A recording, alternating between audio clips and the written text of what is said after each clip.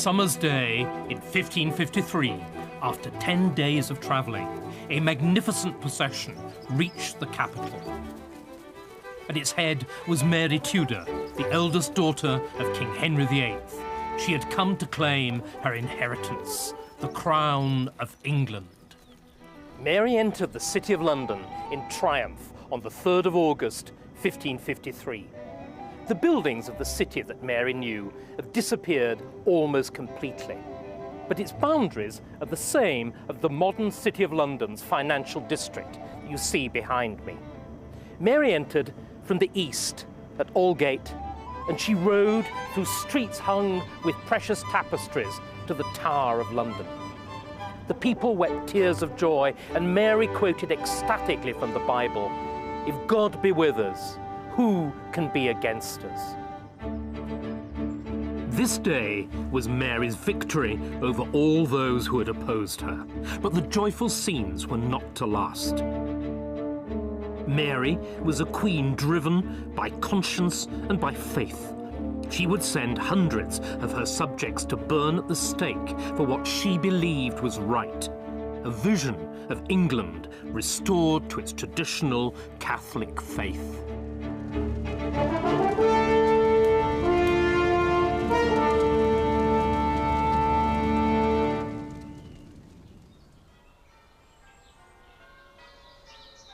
Mary was born on the 18th of February, 1516, at Greenwich Palace, besides the River Thames. She was given a splendid christening, and the bells rang for joy. The Princess Mary was an extraordinarily important child. Her parents, Henry VIII and Catherine of Aragon, had already been married for 7 years when she was born, and they'd had several children. But all the other children were either stillborn or they died shortly after birth. Mary was the first child to survive. This meant that she was heir to the crown of England. There was only one drawback.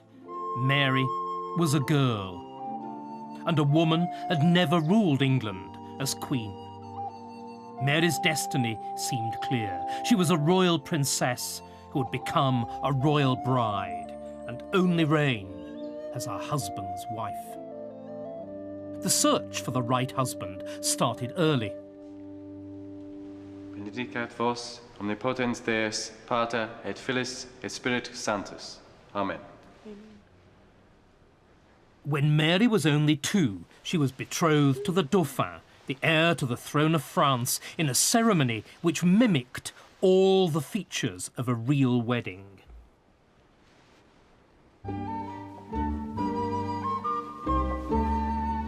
This was just the first of many engagements. Over the next 10 years, the promise of Mary's hand in marriage was repeatedly used to make treaties with other countries. As daughter of King Henry and heir to England, Mary was an attractive proposition.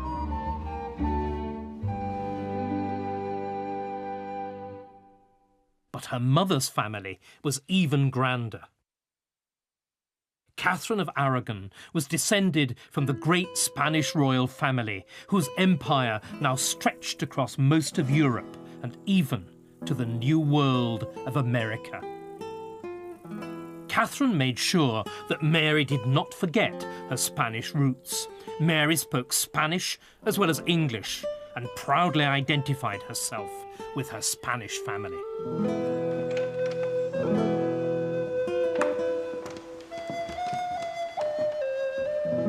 After her father, the king, Mary was treated as the most important person in England. She liked music, dancing and games. Henry referred to her as his pearl in the world. Catherine, too, was devoted to Mary and was fiercely ambitious for her daughter. She made sure that Mary's education would fit her for her destiny, however great it might be. This letter was written by Catherine to Mary when she was aged 8 or 9. "As for your writing in Latin, I am glad that ye shall change from me to Master Featherstone. Catherine had begun by teaching Mary Latin herself, but now she was to change to a professional tutor. Latin was a masculine subject. Catherine is determined that Mary shall have good Latin to fit her for that most masculine of roles, rulership. Henry still had no other heir, and Catherine was preparing Mary for the possibility that she might one day be Queen of England in her own right. Aged 9, Mary came here to Ludlow to take up residence as the nominal head of the government of Wales. It was a highly symbolic move. For the last 50 years, every Prince of Wales had come here to Ludlow to complete his education and to learn the business of ruling. And the fact that Mary, though a woman, was following in their footsteps showed that her father still regarded her as heir of England.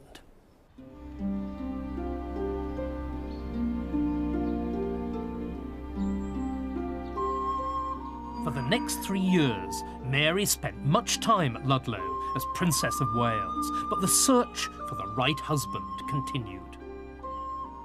Aged 11, she was to be inspected for a new French match. Mary was only a year away from the minimum age of marriage, and her future as both a queen and a royal bride seemed assured. But before the year was up, disaster struck. In 1528, Mary left Ludlow for the last time. She returned to a court in turmoil, for her father had decided to divorce her mother. Catherine had grown fat and ugly, and Henry had fallen passionately in love with Anne Boleyn. For the next 5 years, Henry searched for a way to marry Anne, but the Pope would not allow him to divorce Catherine. Eventually, a cleric, Thomas Cranmer, came up with a solution. As Archbishop of Canterbury, he would be prepared to divorce Henry and Catherine in defiance of the Pope. Mary would never forget or forgive what Cranmer had done. Her childhood was over, and in 1533, when Mary was 17, her father finally married his mistress. A few months later, Anne gave birth to a baby girl, Elizabeth, who was proclaimed Princess of Wales. There were now 2 queens and 2 princesses in England. Henry and Anne could not sleep easy until Catherine was compelled to renounce her title of queen and Mary to give up hers of princess. By the time Elizabeth was born, Mary was a young woman. She had to endure the humiliation of being sent to live at Hatfield as a servant to the baby Elizabeth, around whom now everything revolved. Mary was stripped of her royal title and declared a bastard.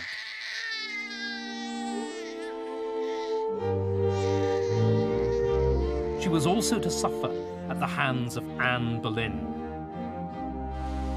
Anne instructed Mary's keeper at Hatfield to slap and hit Mary whenever she claimed to be a true princess, and to swear at her as the cursed bastard she is. Mary would never forget this cruelty. And she got no sympathy from her father. Because she refused to accept her mother's divorce, Henry disowned her as disobedient and refused her permission to see Catherine. Mother and daughter were allowed only 1 brief visit in 5 years. The contrast with the luxury and privilege of her childhood was bad enough. Still worse was the threat to the faith she'd learned at her mother's knee, because Henry also insisted she recognise him and not the Pope as supreme head of the Church. This brutal treatment was to have a lasting effect. Mary would spend the rest of her life looking for ways to avenge it. By the time Mary was 20, she had lived through extreme highs and lows. She had been worshipped as the future Queen of England and disowned and disgraced as an illegitimate daughter.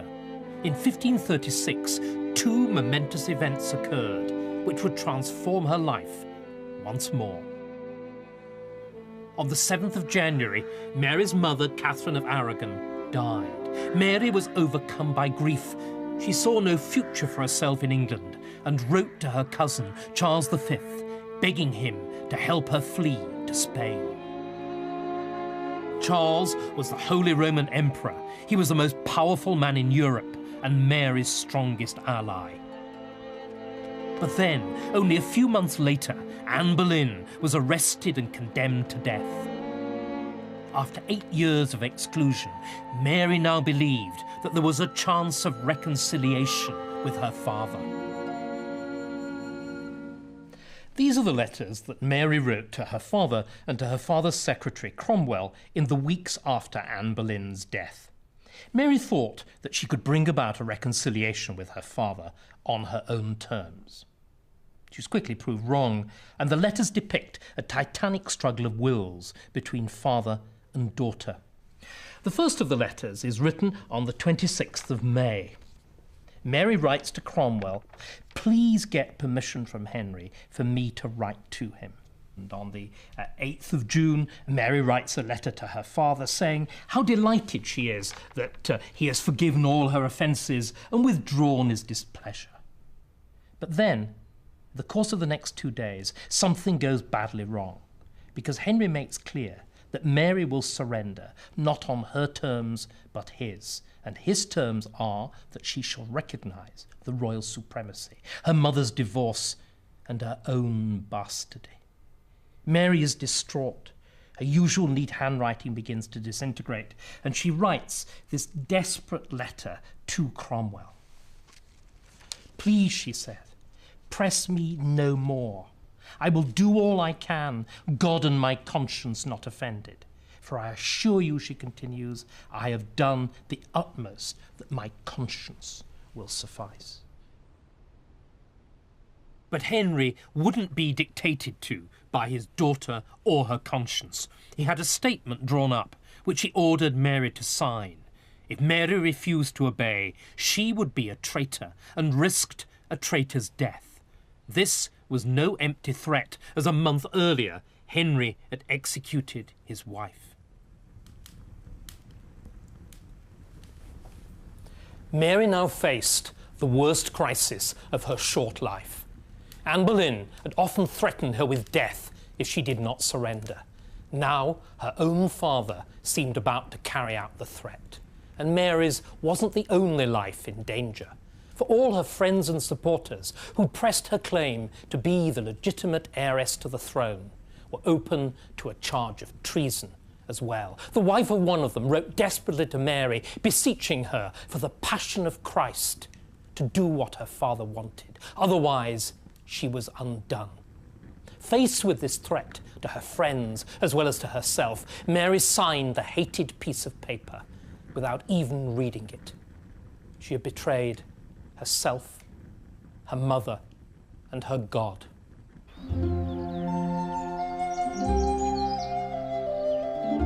The payoff for Mary was a decade of peace. Henry finally had a son, and with a male heir, Mary was no longer a threat. Henry even approved an Act of Parliament which stated that the line of succession was now Edward, then Mary, then Elizabeth. Mary wasn't legitimated, but she was recognised as a potential heir to the throne. But thanks to her awkward status, she remained unmarried. Then, in 1547, Henry died, and Mary was freed from his heavy hand. He was succeeded by his son Edward. Mary was Edward's godmother and was very fond of the boy. Under the terms of her father's will, Mary was left a vast landed estate here in East Anglia. Based on the confiscated estates of the Dukes of Norfolk, it made her one of the richest landowners in the country. For the first year of Edward's reign, Mary lived contentedly in East Anglia. this peaceful existence might have continued had it not been for the attempts of Edward and his government to revolutionise England and change it from a Catholic to a Protestant country. Mary was deeply committed to the old religion, to its ritual and colour, to the Latin of the services, and above all, she loved its central act of worship, the Mass, in which the miraculous words of the priest, spoken at the altar, transformed the bread and the wine into the actual body and blood of Christ's sacrifice upon the cross. Under Henry VIII, this presented no problem, as her father, though he dissolved the monasteries and broken with Rome, had kept the old rituals unchanged. But Edward and his advisors, led by Archbishop Cranmer, wanted to change everything. They wanted to replace what they saw as empty ritual with the pure word of God, to have the services in English, not Latin. And above all, they wanted to abolish the idolatrous sacrifice of the Mass, as they called it, and to substitute a simple act of commemoration. For Mary, this was an abomination, as it was for many people in the more conservative parts of the country. The result was that Mary became a symbol of resistance to a government whose extremism was making it widely unpopular.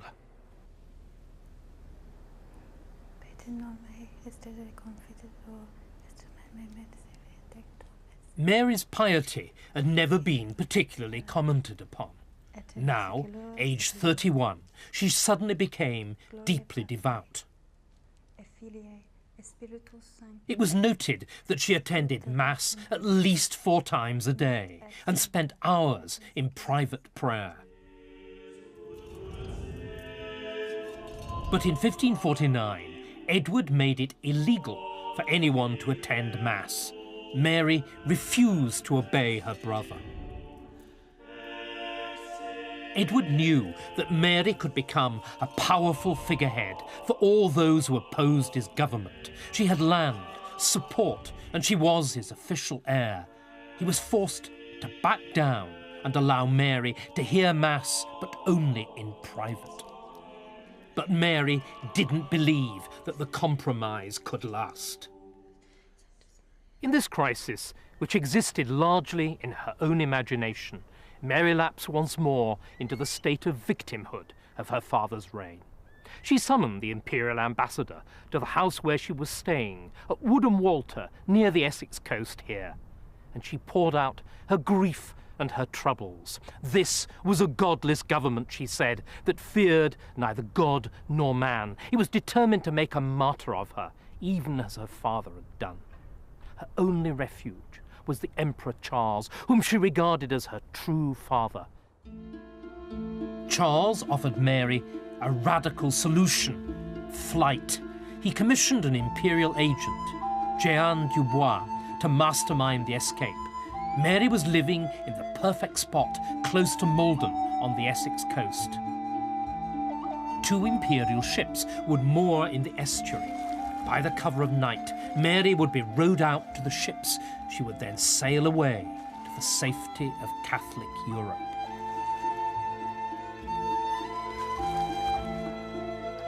On the 2nd of July, Dubois arrived at Malden to carry out the plan.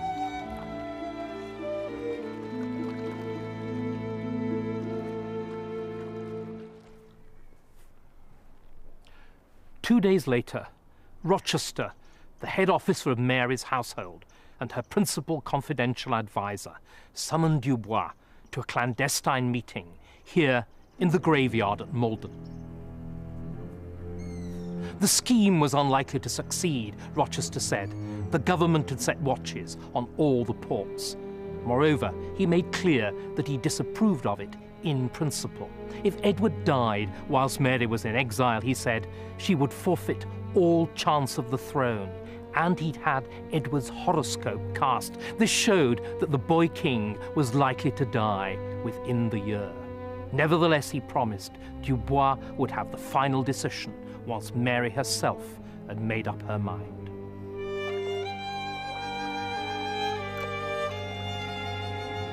It was a make-or-break decision and Mary found it almost impossible to choose. Dubois was eventually summoned to her house at Woodham Walter, where he found her in a terrible state. He reported that the princess's rooms were in chaos. She was in great agitation, packing up some of her property herself in long hop sacks. Trying to hide his irritation, he told her she would like nothing with the emperor and that they must leave now or risk arrest. The imperial ships had been spotted off the coast. Mary crumbled. If she left the country, she might never return. If she stayed, she feared for her life and her faith. All she could do was repeat over and over, "What shall I do? What is to become of me?" That strange incident in this remote corner of Essex was a turning point in Mary's life. It may even have been the last moment that she experienced doubt. For over the next few months, she became increasingly confident that God had a role for her in England after all, and that she wouldn't have long to wait.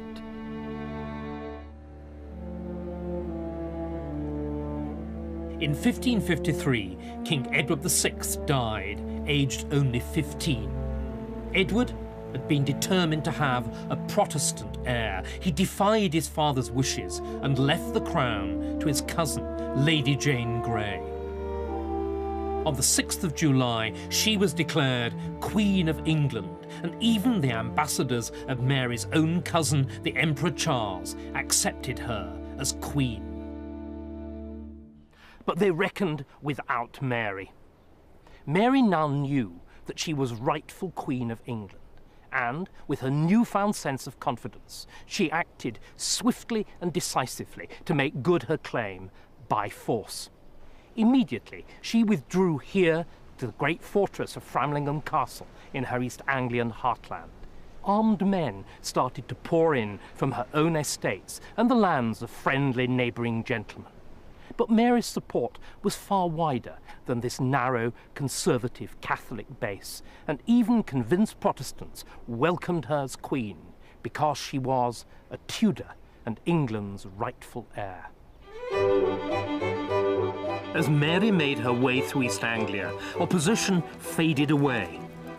She was proclaimed queen from as far afield as Gloucester to Yorkshire. She had a following of at least 15,000 men, but not a single blow needed to be struck as she pushed on to the capital. When she entered London, bells were rung, bonfires lit, and Te Deums sung for the new queen. At last, aged 37, Mary was crowned Queen of England. It seemed miraculous. Everything had turned round, and once again, she was the most exalted woman in England. Now Mary could do what she wanted and rewrite history.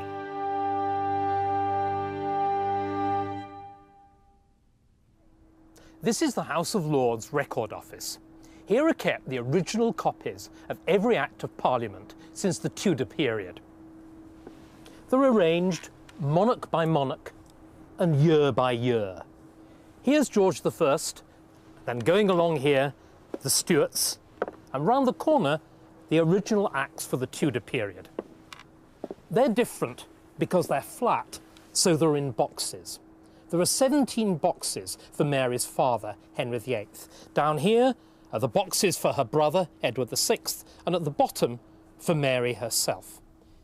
One of the first acts of Mary's reign put right what she believed was the greatest injustice of her father's reign. This act states that there had been a conspiracy led by Thomas Cranmer to divorce her parents and make Mary herself a bastard. The act states categorically that Henry and Catherine were lawfully married in the eyes of God, and that Mary was the rightful heir to the throne. Magnificent words, but there's so much sound and fury, because Mary already was queen, and she was queen legitimately, which is why her accession had been so popular. But this act is about something else. It's about Mary's own state of mind. She had always known, whatever she'd said, that she was really legitimate and the child of a legitimate marriage. This act makes sure that the world outside recognised that inner certainty. With the past now put right, Mary could turn to the future and her marriage. Her cousin, the Emperor Charles V, proposed his son, Philip. The only trouble was that Philip was Spanish. Mary was the first Queen of England in her own right. But no one knew who would wield the real power if she married. The English hated the idea of having a Spanish king, or worse still, becoming a mere satellite of the empire. As usual in difficult circumstances, Mary appealed directly to God. The Queen, the imperial ambassador, and her chief lady-in-waiting went to the Queen's private chapel. They knelt before the sacrament on the altar, and they sang the great Latin hymn, Veni Creator Spiritus, Come, Holy Ghost, God descending. Mary then rose as one possessed, and she said, just as God had chosen Joseph as the husband for the Virgin Mary, so too God had chosen a husband for her, and his name was Philip. And those whom God had joined, let no man dare to put asunder. Having sworn on the sacrament that she would marry Philip, no amount of argument could change Mary's mind. She told Parliament, should I be forced to take a husband who would not be to my liking, it would be the cause of my death. For if I were married against my will, I would not live 3 months, and would have no children.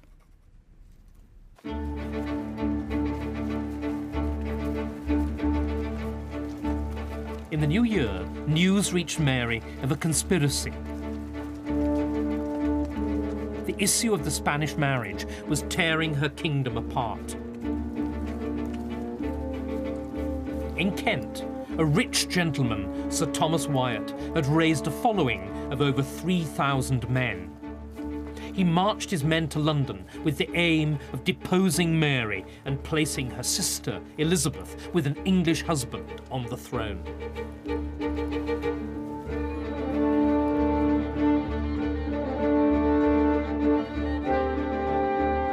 Mary was isolated in London and heard daily reports of Wyatt's terrifying advance. She had few loyal forces in the capital to defend her and desperately needed support.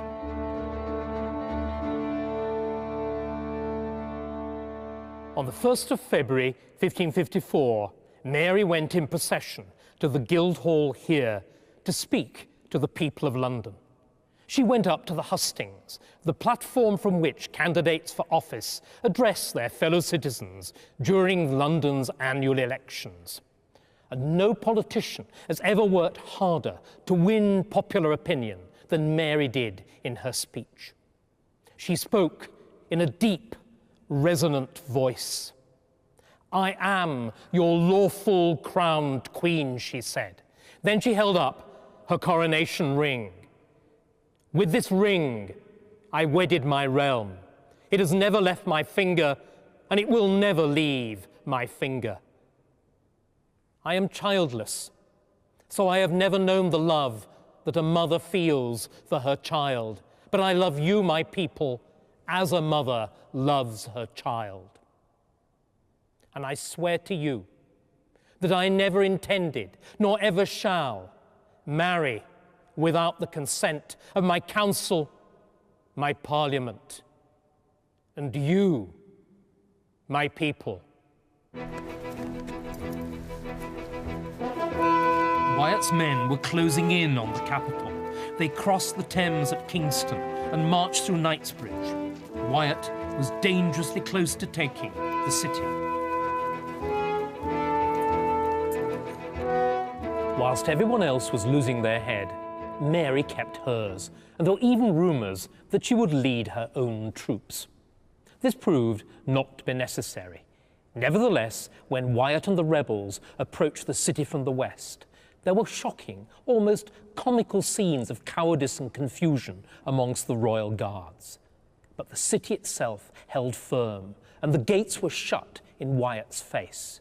Trapped, he'd no alternative but to surrender. Mary had won, and she'd proved that a woman could be as good a leader as any man. The leaders of the rebellion were swiftly executed. Elizabeth, whose name had been used as a rallying cry for the rebels, was imprisoned in the Tower. Mary wouldn't risk her half-sister becoming a figurehead for discontent. She'd never trusted nor really liked Elizabeth. The rivalry of the mothers descended to the daughters. Now she had a reason to get Elizabeth out of the way.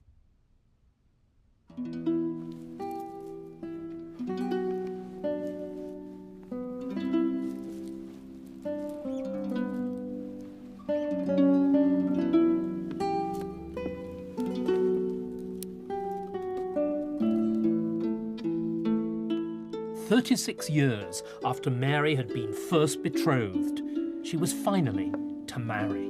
It was a moment she had spent most of her life preparing for.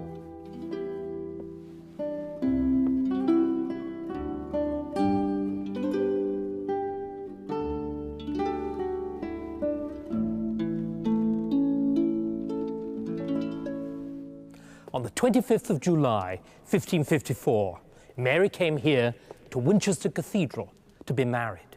She walked the vast length of the nave on an elevated walkway which had been built from the west doors to the steps of the choir. There she climbed still higher to the platform on which the marriage itself took place. She was given away by 4 noblemen in the name of England, and she swore the old Catholic vows in which the woman promised to be bonny and buxom in bed and at board. And instead of the jewelled bands that were then fashionable, she wore a plain, old-fashioned ring of gold, because she said she would be married as maidens were in the olden times. Because Mary was determined that amidst the pomp and circumstance of a dynastic union, it would be clear that hers was a real marriage based on love and intended to lead to the procreation of children. There is no record of what Philip himself thought of his new wife, but the 38-year-old Mary did not make a very favourable impression on the Spanish. One courtier remarked she was a perfect saint who dressed badly.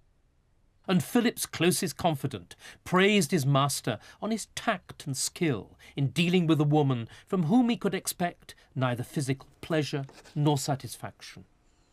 Mary, on the other hand, seemed genuinely smitten by her new husband. She wrote to her cousin and now father-in-law, the Emperor Charles. This marriage and alliance renders me happier than I can say, as I daily discover in my king, my husband, and your son so many virtues and perfections that I constantly pray God to grant me grace to please him.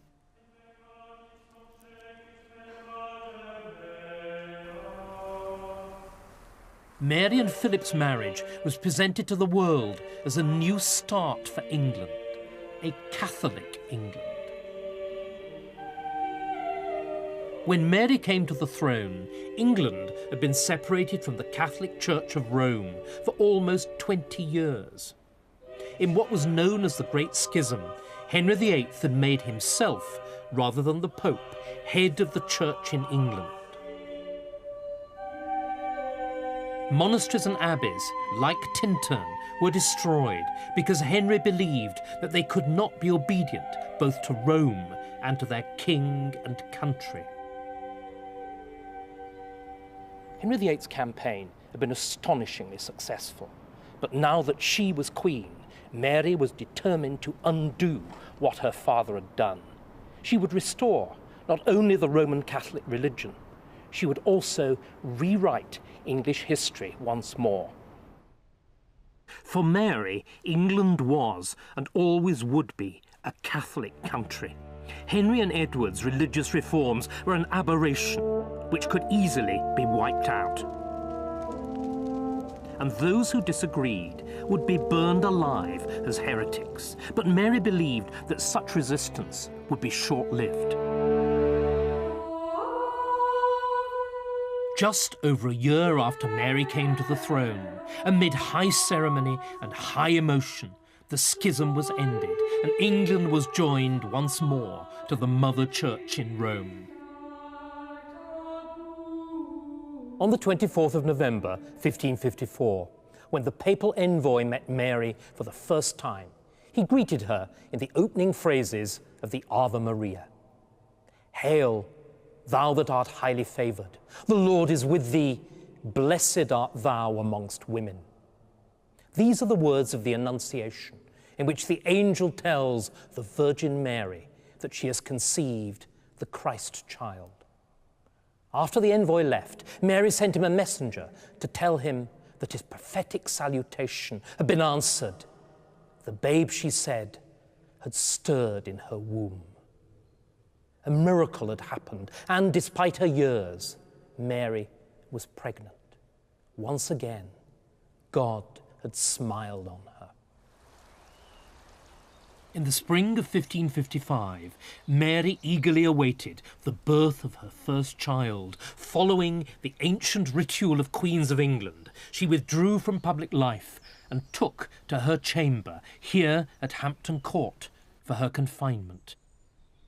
All the chief gentlewomen of the country came to witness the birth. Elaborate baby clothes were embroidered, rockers were employed, and wet nurses brought in. May passed, but no baby appeared.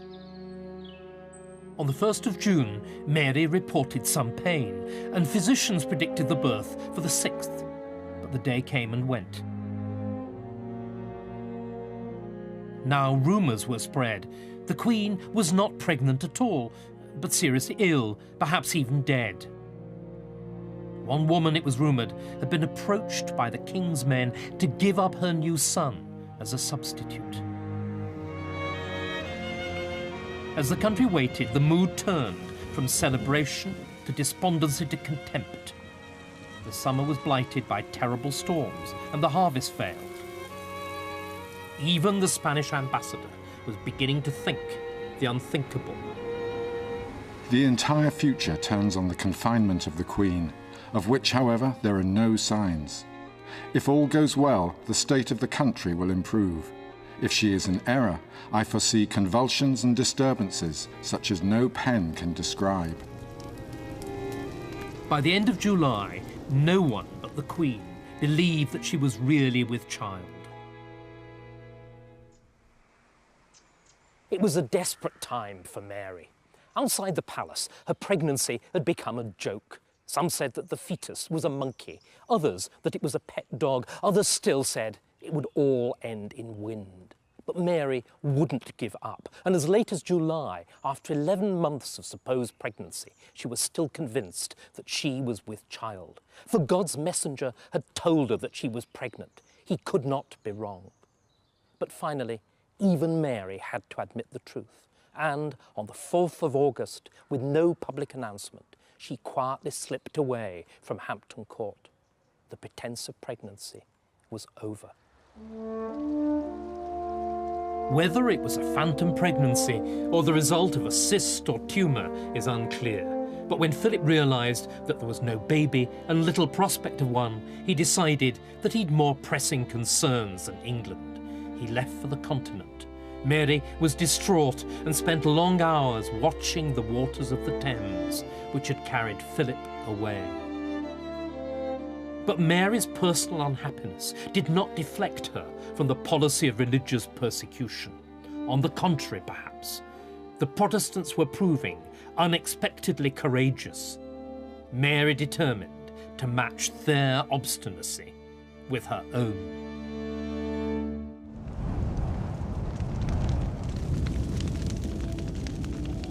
Hugh Laverock, a lame old man, and John Apris, a blind man, were carried from Newgate in a cart to Stratford-le-Bow, and most quietly in the fires, praising God. Elizabeth Cooper, being condemned to be burned, stood as still and as quiet as one most glad to finish that good work which he had. Lord Jesus, have mercy upon me. Lord Jesus, receive my spirit. And these were the last words he was heard to utter. But when he was black in the mouth and his tongue swollen that he could not speak, yet his lips went. John Leaf was an apprentice to a tallow chandler. When he came to the stake, holding up his hands and casting his countenance up to heaven, he cried, "O England, England, repent thee of thy sins." All these stories were recorded by John Foxe in his Book of Martyrs. Over 300 Protestant men and women were burned for their beliefs over the next 2 years.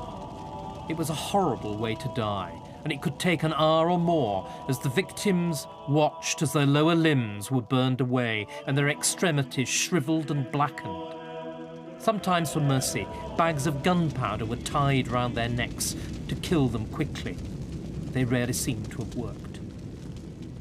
Mary was wholly and personally committed to the policy of burning heretics alive. Not that she was especially cruel or vindictive, far from it. She actually thought that she was doing good and rescuing England from itself. For heresy, as a kind of treason against God, was the worst possible crime and deserved the worst possible punishment. The burnings came to a head with the trial of Cranmer, the man who had presided over the divorce. Mary held him responsible for much of the unhappiness in her life. Now it was her chance for revenge. Mary, of course, wouldn't have called it revenge, but justice. Cranmer was found guilty and sentenced to be burned alive. But by this time, Cranmer was an old and broken man, and the prospect of the terrible death by fire led him to recant. He renounced his life's work and accepted once more the Pope and the Mass. This was a tremendous propaganda victory for Mary. But there was a catch. As the law then stood, with his recantation, Cranmer's life should have been spared. But Mary wasn't going to let him escape so easily. And both Foxe's account and Mary's own letters make clear that she intervened personally to order that, despite Cranmer's recantation, he should, nevertheless, burn. Mary's government decided to exploit the propaganda value of Cranmer's recantation by ordering him to give a public reading of it just before his execution. Cranmer mounted the specially constructed stage and started to read. Suddenly, it was clear that he was departing from his prepared text. He renounced his recantation, he said, and then, above the mounting hubbub, he cried out that the Pope was Christ's enemy and Antichrist, and the Mass was an idolatry. Amidst curses and cheers, he was pulled from the stage and dragged to the place of execution. He was chained to the stake, and then, in a gesture which is depicted in the most famous woodcut in Foxe's Book of Martyrs, he stretched out his right hand into the flames, so that the hand which had signed the recantation was burned off first.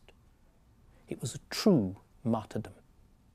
And the result was that Cranmer dead did even more damage to Mary's cause than he'd been able to do when he was alive.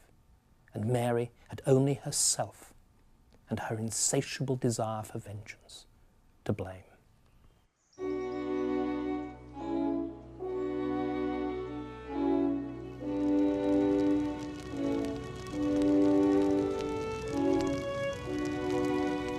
The burnings became increasingly unpopular, and, to make matters worse, for the third summer in a row, the harvest failed, and a deadly influenza epidemic broke out. To add to her misery, rumours reached Mary from the continent that Philip was having affairs. She begged him to return. I shall become jealous and uneasy about you, which will be worse to me than death. For I have already begun to taste too much jealousy, to my great regret. And Philip did return, but only stayed 4 months. By the time he left, Mary believed she was pregnant for the second time. She even wrote a will, clearly outlining the Catholic England which her unborn child was heir to. But by May 1558, once again, no baby had arrived and Mary was seriously ill. the Spanish ambassador reported that he found her weak and melancholic. Even though it was clear that Mary would have no child, she refused to recognize her half-sister as heir to the throne. Elizabeth was everything Mary wasn't. She was young, beautiful, and a symbol of hope. Mary hated her as the daughter of Anne Boleyn, the woman who had started off all the misery in Mary's life. Meanwhile, Mary presided over the most significant English defeat in France. After 211 years, England lost Calais, its last foothold on the continent. For Mary, this was a terrible blow, which destroyed her credibility at home and abroad. It was the final humiliation. In September, Mary's illness became steadily worse, and on the 7th of November, she finally accepted that death was close. Now, she had no alternative but to acknowledge that Elizabeth would be her heir. But she tried to make Elizabeth swear to maintain the Catholic Restoration, which had been Mary's life's work. Mary was 42, not old even by the standards of the day. She may have been suffering from ovarian cancer, or she may merely have been a victim of the influenza epidemic, which had already killed so many of her subjects that year.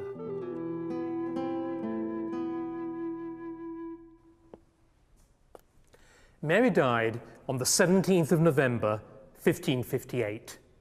During her last hours, she often lapsed into a trance-like state in which she saw visions of little children playing on instruments and singing like angels.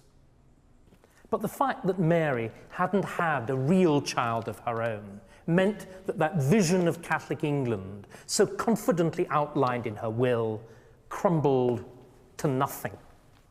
The monasteries that she'd refounded, like Westminster Abbey here, were dissolved and the monks were expelled. And the husband, whom she'd loved so deeply, wrote that he felt a moderate grief for her and promptly started to sue for the hand of her successor. And her successor, of course, was Elizabeth, daughter of the hated Anne Boleyn. Mary is cheated even in her grave, because she's not buried with her mother, Catherine, as she'd requested, but with Elizabeth. There is a magnificent tomb over the grave, but it is a monument only to Elizabeth. Mary, instead, is commemorated by a simple slab of black marble. That and the name of perpetual infamy, Bloody Mary.